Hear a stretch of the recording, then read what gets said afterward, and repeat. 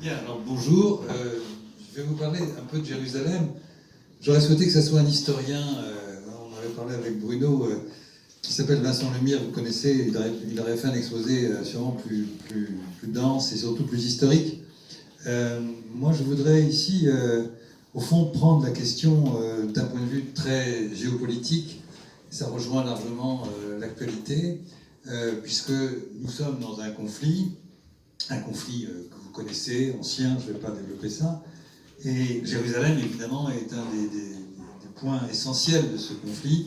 Quand on parle des grandes questions, on va parler des réfugiés, on va parler de l'État palestinien, de ses frontières, de la sécurité, on va parler des colonies, évidemment, et on va parler de Jérusalem. Et probablement de ces grandes questions qui touchent à la question israélo-palestinienne, je pense que celle de Jérusalem est la plus difficile, dans l'hypothèse de négociation qui, pour l'instant, comme vous le savez, n'existe pas. Donc, ce que je voudrais, c'est vous montrer, au fond, l'idée que Jérusalem condense à peu près tous les aspects du conflit israélo-palestinien.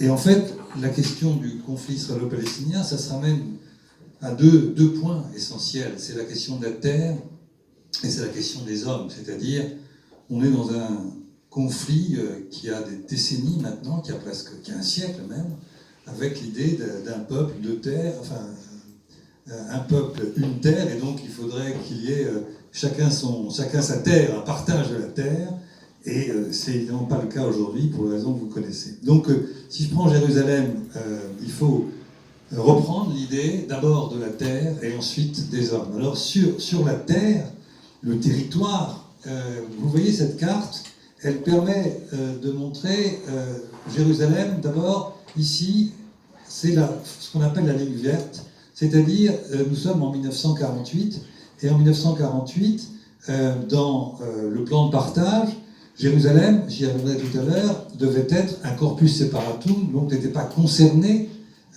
par le partage, ça devait être en dehors du partage, mais les Israéliens, et David Ben Gourion en premier lieu, a au contraire voulu absolument que l'armée israélienne prenne Jérusalem. Et donc il y a eu un effort militaire, d'ailleurs dont on voit les traces aujourd'hui, parce que quand vous remontez de Tel Aviv vers Jérusalem, sur les collines qui montent, vous avez des engins militaires qui sont restés avec des dates, et qui marquent un peu les dates des batailles, de cette bataille de Jérusalem, qui a fait que la Haganah a réussi à aller jusque-là, et donc a pris une partie de Jérusalem qui est devenue donc partie prenante de l'État d'Israël au moment de la fin de la guerre de 48 en 49.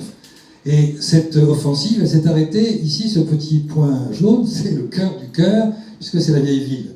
Et la vieille ville, et vous voyez aussi que la partie qui est ici, ça sera donc à partir de 48, ça sera donc Israël, Jérusalem-Ouest, et ici, ça sera la partie jordanienne, puisque ça a été en 1950 annexé par la Jordanie. Donc la vieille ville est du côté jordanien, et Jérusalem-Est est cette bande de territoire que vous avez ici. Et pendant toute la période jordanienne, en fait, Jérusalem sera assez largement délaissée.